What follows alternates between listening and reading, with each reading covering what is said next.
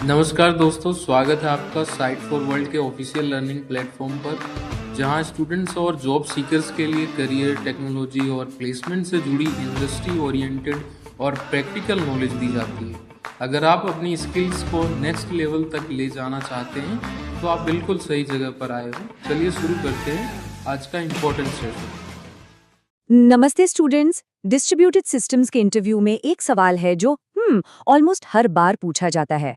आप कंसिस्टेंसी कैसे हैंडल करेंगे? तो आज हम इसी गोल्ड माइन टॉपिक यानी कंसिस्टेंसी और रेप्लिकेशन को आसान भाषा में समझेंगे। रेडी हो? फोकस मोड ऑन है।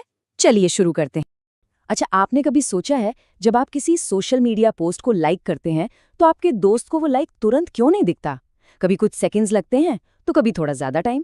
ये कोई बग नहीं है, बल्कि एक बहुत ही सोची समझी डिजाइन चॉइस है, और इसी के पीछे का राज आज हम खोलने वाले हैं। तो देखिए, आज के सफर में हम सबसे पहले ये समझेंगे कि डेटा को सिंक में रखना इतना जरूरी है ही क्यों। फिर हम दो अलग अलग फिलॉसफीज को देखेंगे। एक है बिल्कुल स्ट्रिक्ट एसिड मॉडल और दूसरा थोड़ा फ्लेक्सिबल बेस मॉडल। फिर दोनों की तुलना करेंगे और आखिर में सबसे इम्पोर्टेंट ये देखेंगे कि आपके प्रोजेक्ट के लिए सही चुनाव क्या है। तो सबसे पहला सवाल, आखिर ये कंसिस्टेंसी इतना बड़ा मुद्दा है क्यों? प्रॉब्लम एक्चुअली काफी सिंपल है। आज की जो मॉडर्न एप्लीकेशंस है ना, उनका डेटा एक जगह पर नहीं होता, बल्कि दुनिया भर में फैले अलग अलग सर्वर्स पर स्टोर होता है। स्क्रीन पर देखिए, मान लीजिए आप इंडिया में बैठे हैं और एक पोस्ट लाइक करते हैं। ये अपडेट पहले आपके सबसे पास वाले सर्वर पर जाता है। अब इस अपडेट को अमेरिका या यूरोप के सर्वर तक पहुंचने में टाइम तो लगेगा ही, है ना? आखिर हम स्पीड ऑफ लाइट को तो बीट नहीं कर सकते। इसी लेटेंसी यानी देरी से सारी कॉम्प्लेक्सिटी शुरू होती है। समझ आ रहा है? चलिए अब पहले मॉडल की बात करते हैं, एसिड। इसे आप बैंकर्स अप्रोच की तरह सोचिए। जैसे एक बैंक के लिए हर ट्रांजैक्शन का बिल्कुल आखिरी पैसे तक सही होना जरूरी है, वैसे ही एसिड मॉडल डेटा की करेक्टनेस को सबसे ऊपर रखता है, भले इसमें थोड़ा टाइम ज्यादा क्यों ना लग जाए। एसिड का ए है एटोमिसिटी। इसका मतलब बिल्कुल साफ है, कोई भी ट्रांजैक्शन या तो पूरी तरह से कंप्लीट होगी या बिल्कुल नहीं होगी। ऑल और नथिंग, बीच का कोई रास्ता है ही नहीं। जैसे एटीएम से पैसे निकालना, या तो आपके अकाउंट से पैसे कटेंगे और आपको कैश मिलेगा, या कुछ भी नहीं होगा। आधा अधूरा काम अलाउड ही नहीं है। फिर आता है सी यानी कंसिस्टेंसी। ये बेसिकली सिस्टम की रूल बुक है। ये इंश्योर करता है कि हर ट्रांजैक्शन के बाद डेटाबेस हमेशा एक वैलिड स्टेट में रहे। फॉर एग्जाम्पल, एक रूल हो सकता है कि अकाउंट बैलेंस कभी नेगेटिव नहीं हो सकता। तो कंसिस्टेंसी गारंटी करता है कि कोई भी ट्रांजैक्शन इस रूल को तोड़ ही नहीं सकते। अब आते हैं आई यानी आइसोलेशन पर, और यहाँ चीजें सच में इंटरेस्टिंग हो जाती हैं। ध्यान से सुनना, ये इंपॉर्टेंट है। अगर दो लोग एक ही टाइम पर एक ही अकाउंट से पैसे निकालने की कोशिश कर रहे हैं तो क्या होगा? आइसोलेशन ये मेक श्योर करता है कि दोनों ट्रांजैक्शंस एक दूसरे के काम में कोई गड़बड़ ना करे। सिस्टम उन्हें ऐसे हैंडल करेगा जैसे वो एक के बाद एक हुई हों। इससे डेटा करप्शन का कोई चांस ही नहीं रहता। इस स्टेप का पर्पस समझ आया? और आखिर में डी यानी ड्यूरेबिलिटी। इसका मतलब है कि अगर एक बार ट्रांजैक्शन सफल हो गई और सिस्टम ने कमिटेड बोल दिया तो वो चेंज परमानेंट है, एकदम पत्थर की लकीर। भले ही उसके अगले ही सेकंड पावर चली जाए या सर्वर क्रैश हो जाए, आपका डेटा बिल्कुल सेफ रहेगा। तो एसिड का फायदा एकदम साफ है, डेटा इंटेग्रिटी और रिलायबिलिटी एकदम टॉप नॉच है, सब कुछ प्रिडिक्टेबल होता है। लेकिन इसका नुकसान भी है। हर चीज को लॉक करके चेक करने में परफॉर्मेंस पर असर पड़ता है, और जब सिस्टम को पूरी दुनिया में स्केल करना हो ना, तो ये मॉडल थोड़ा धीमा पड़ जाता है। अगर इंटरव्यू में पूछा गया तो बता पाओगे ना इसका ट्रेड ऑफ? चलिए अब दूसरी टीम से मिलते हैं। ये है बेस मॉडल। इसे आप सोशल मीडिया अप्रोच की तरह समझिए।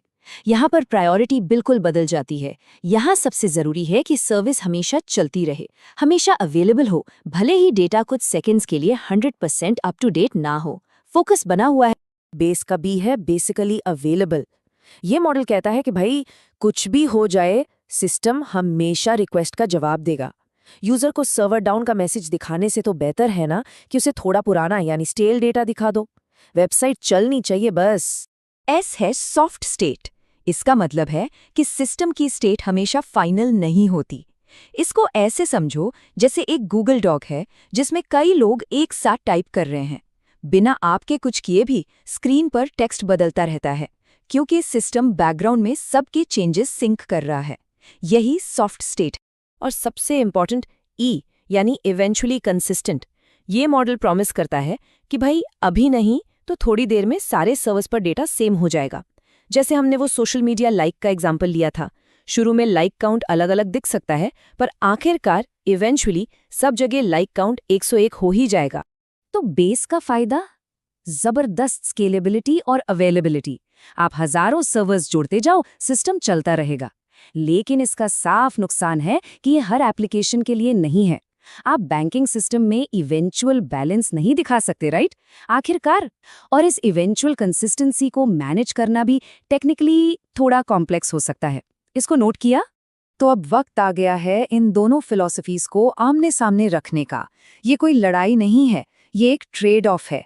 आप एक चीज पाने के लिए दूसरी चीज को कॉम्प्रोमाइज करते हैं। चलिए देखते हैं कैसे। इस टेबल पर अच्छे से ध्यान देना, ये इंटरव्यू के लिए गोल्डन समरी है। देखिए, जहां acid strong immediate data integrity देता है, बेस वहां इवेंचुअल इंटेग्रिटी देता है। अवेलेबिलिटी के मामले में साफ साफ बेस जीत जाता है। और जब स्केलिंग की बात आती है तो एसिड वर्टिकली स्केल होता है, यानी एक ही मशीन को और पावरफुल बनाना, जबकि बेस हॉरिजॉन्टली स्केल होता है, यानी और मशीन्स जोड़ते जाना। इसलिए बैंकिंग के लिए एसिड और सोशल मीडिया के लिए बेस बेहतर है। आप सीरियसली सीख रहे हो या सिर्फ सर्टिफिकेट चाहिए? ओके, अब आपके लिए एक टिपिकल इंटरव्यू चैलेंज। इस डायग्राम को ध्यान से देखिए।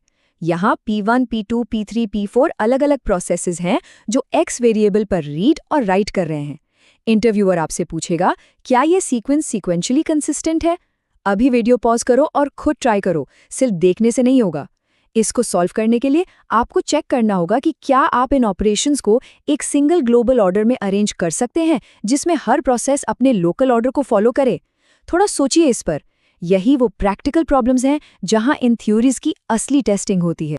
तो हम आखिरी हिस्से में आ गए हैं। सवाल ये नहीं है कि एसिड बेहतर है या बेस।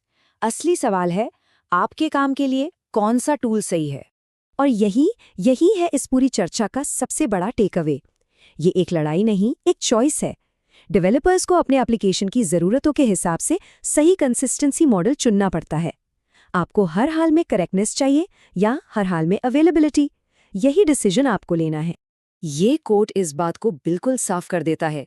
गीक्स फॉर गीक्स कहता है, जब ट्रांजैक्शनल चीजें हों तो MySQL जैसे सिस्टम को चुनें, क्योंकि वो लॉकिंग फीचर और एसिड ट्रांजैक्शन सपोर्ट करता है। सिंपल, साफ और सीधी बात।